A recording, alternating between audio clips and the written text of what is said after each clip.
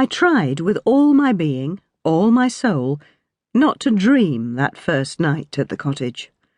I prayed that hideous thoughts would stay away, and for once someone listened.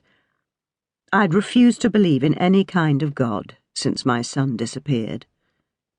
There were no answers from him in the desperate weeks and months before we gave up hope, not of finding him alive, but at least of retrieving his body. Something of Joey to wrap warmly in cashmere and lay gently inside a casket in which to place his favourite old cuddly toys, a casket to lie before the altar in Talon Church, a tangible body to pray for and weep over. "Hand it over to God," said a well-meaning vicar friend when my grief became too much to bear. And I'd tried, but nothing came of it. Just silence. No news. Only the sympathetic words of the coroner, who told us that bodies often disappeared at sea, and they were not always, as I'd supposed, washed up ashore, even as close to land as Joey's empty boat had been found. He didn't elaborate, but the dark voice inside my head found its own narrative. Yes, it intoned bitterly. Nothing left, of course. He'll have been eaten. He'll have been devoured by marine life. The monsters of the deep. Adam and I didn't discuss it. Our thoughts about what was left of Joey remained for each of us our secret. Horrible images, private nightmares, not to be discussed in daylight, for fear we should go mad. So I had no faith in prayer, and yet that first night at Coombe, the entity that guides our dreams, thankfully, spared me. The first few days of our summer holiday passed pleasantly enough. I still couldn't face Polperro, but there were lots of other pretty coves to take Edie to.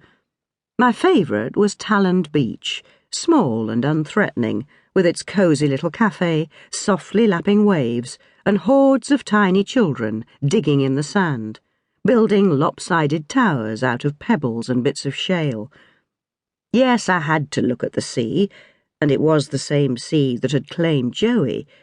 But here, during these soft summer days, the water looked so gentle that I couldn't equate it with the tempestuous tides that capsized Joey in a sudden April squall more than 5 years before. Apparently it had blown in out of nowhere, Joey's friend Ben had told me. It wasn't that my son, skilled sailor that he was, had taken a foolish risk and set sail in bad weather. The sea was calm as a mill pond when Joey left the harbour.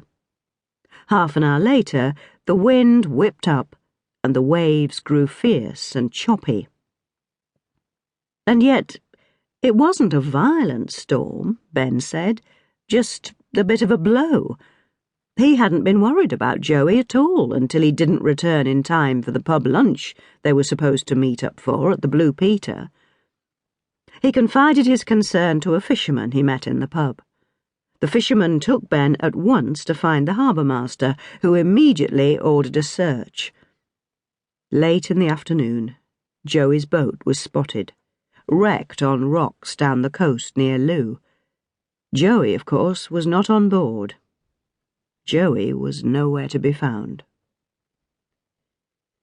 As I played on Talon Beach with Edie, who was valiantly trying to fill her little seaside bucket with pebbles, I tried not to think of that dreadful day at the start of the Easter holidays, when Ben had called me as I sipped wine in the garden at home in Manchester. Oh, foolish, stupid woman. Just to think of myself sitting there without a care in the world, waiting for Adam to get home, planning a barbecue, made me feel sick. Ben had stayed on in Polperro, while we rushed down in a panic that night. We moved into the same cottage he and Joey were renting.